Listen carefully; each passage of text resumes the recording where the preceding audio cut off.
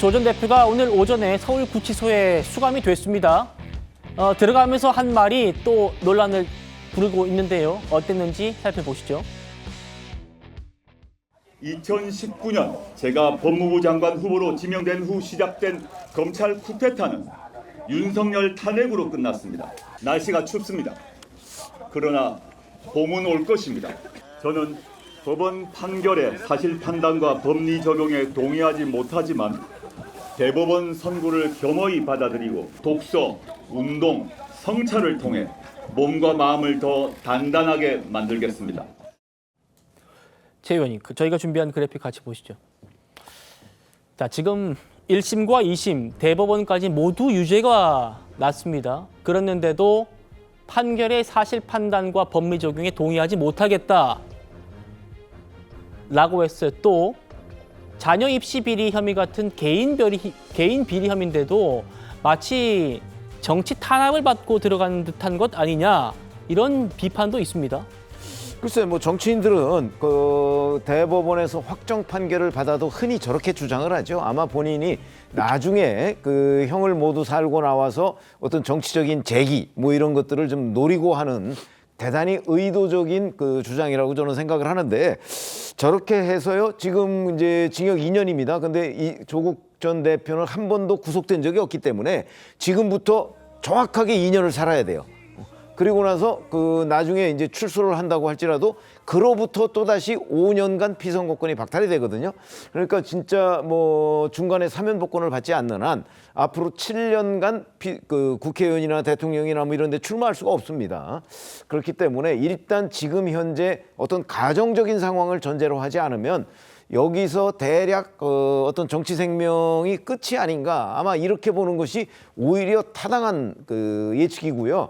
다만 이제 뭐 중간에 그 어떤 정치적 또 격변이 있어서 뭐 사면복권을 받을지 그거는 알 수가 없으되, 여하튼 지금까지도 그 본인이 이 재판 과정에서 했던 여러 가지의 그 무리한 주장에 대해서는 전혀 사과하지 않았어요.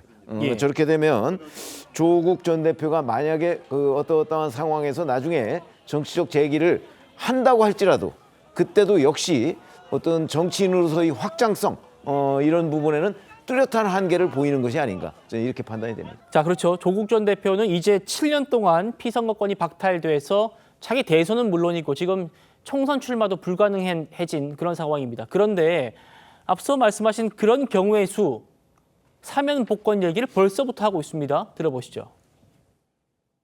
여의도에서 정치공학적으로 이런저런 예측을 하는 사람들은 2026년 지방선거 전까지 나올 수 있겠냐. 그러니까 여야 그 거대 정당 둘 모두에게 부담이 될 수 있기 때문에 그럴 수 있겠느냐라고 호사가들은 또 이야기를 합니다.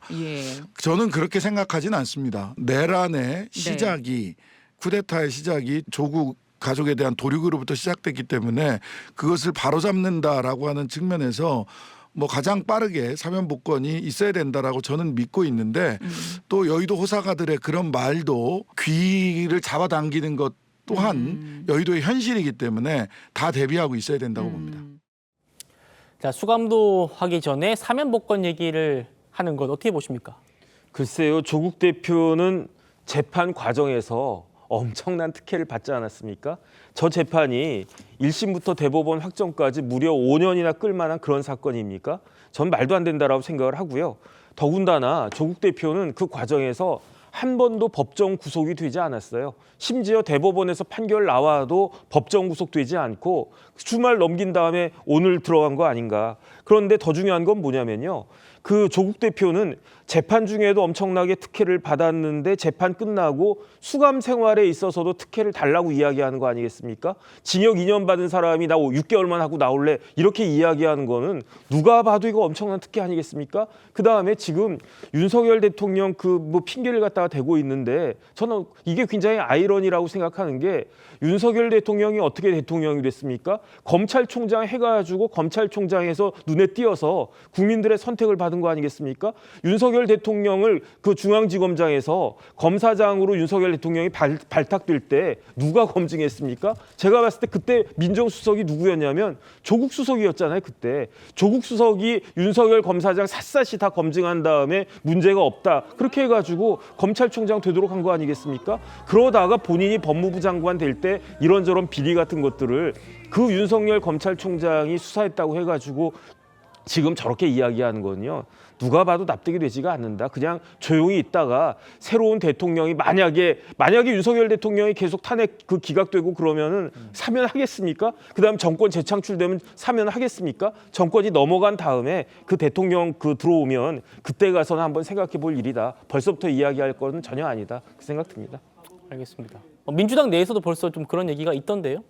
그 뭐 일부 의원들 특히 박지원 뭐 의원님께서 그런 말씀을 하신 것 같은데 예. 일부 의원들의 개인적인 생각이시고 또 나름의 희망적인 뭐 사항이실 수 있으니까 뭐 그것이 지금 민주당의 당론이거나 민주당이 지금 주장하는 바가 아니라는 말씀 좀 먼저 드리고요. 예. 저 개인적으로 뭐 한 말씀만 드리면 2019년도에 조국 그 장관이 법무부 장관에 지명되고 나서 검찰 개혁에 뛰어들면서 아마 뭐 이 사안이 시작됐다라고 지금 조국 대표나 지금 조국 혁신당에서는 생각할 수 있다. 저는 그렇게 생각하고 지금 이번에 하나만 좀 말씀하면 검찰 개혁에 대해서 또는 이 검찰의 이 기소권 남용 또는 직무유기 이런 부분들이 과연 우리 사회에서 법의 형평성을 제대로 가지고 있는가? 또 검찰이 앞으로 공정성 있게 할 수 있는가? 이런 예. 부분들은 한번 돌이켜볼 지점은 있다. 이런 말씀 드리고 싶습니다. 알겠습니다.